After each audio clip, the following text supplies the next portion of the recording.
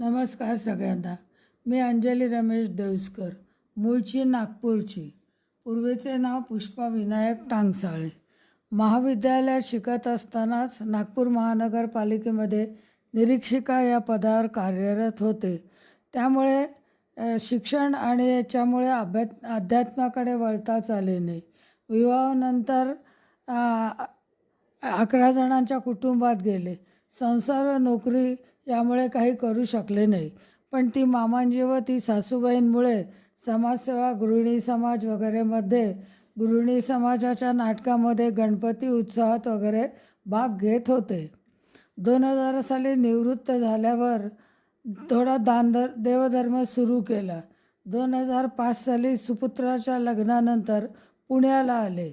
नंतर सोबती ज्येष्ठ नागरिक संघ, रंगभारती या भारती देवस्करांचा भजन वर्गात प्रवेश घेतला. सुषमा कुलकर्णी यांनी गीता वर्ग सुरू केला व तेथे गीता शिकणे पूर्ण केले. 2018 साली कोथरूड सोडून बावधन येथे वास्तव्यास आलो. येथे आल्यावर काही अंजलीताई हिंगे यांच्या संपर्कात आले. त्या एक विदुषीच होत्या. शेजारच्या सदनिकेत राहत होत्या. जवळपास सर्व ग्रंथ कोळून प्यायला होत्या. 20 वर्ष निःशुल्क योग वर्ग घेत होत्या. त्यांच्याकडून आम्ही काही शेजारणीने अथर्वशीर्ष, श्रीसूक्त, अन्नपूर्णा स्तोत्र वगैरेंचे स्पष्ट उच्चारण शिकलो. दुर्दैवाने त्यांचा मृत्यू झाला. जीवनाला खरी कलाटणी, खरी दिशा मिळाली कोरोनाच्या काळात. घरातच नुसते बसून काय करायचे. त्या सुमारास दूरध्वनीवर श्री गजानन महाराज हस्तलिखित पारायण ग्रुपवरून गजानन विजय ग्रंथ लिहिण्याचे सूचित करण्यात आले. लिहिण्यासाठी घरपोच वह्याही मिळाल्या व तेथूनच माझ्या लिखाणाला सुरुवात झाली.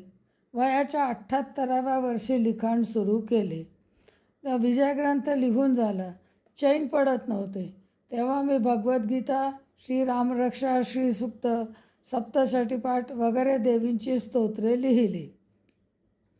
श्री अंजलीताईंनी ज्ञानेश्वरी वाचायला दिली होती. ज्ञानेश्वरी वाचायला अवघड म्हणजे बरीच अवघड वाटली व नीट समजली पण नाही. पण पुन्हा इच्छा झाली. समजली नाही तरी लिहून काढायचा प्रयत्न करावा व ती इच्छा स्वस्थ बसू देईना व अखेरीस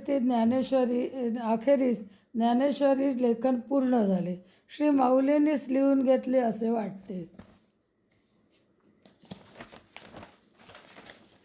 बावधन इथे येण्यापूर्वी 1911 साली एक गोंडस नात झाली. तिच्याबरोबर वेळ घालविण्यात अध्यात्मापासून थोडे दूर गेले. पण तो आनंद काही आगळा वेगळाच होता. मुलींची मुलं चांगल्या रीतीने शिक्षणात पुढे जात होती.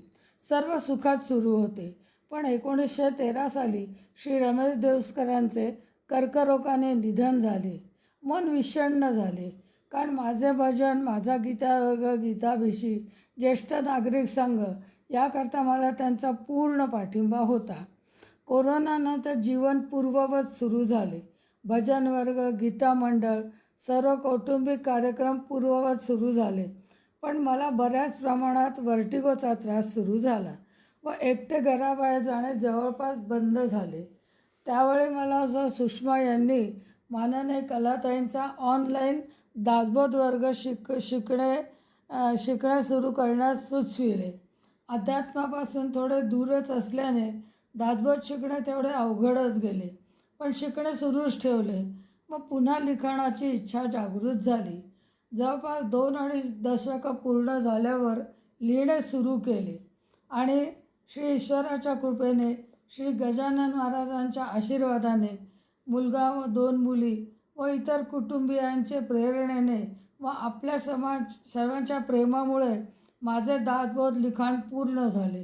खुद्द श्री रामच पाठीशी होते असे वाटते. हेच खरे.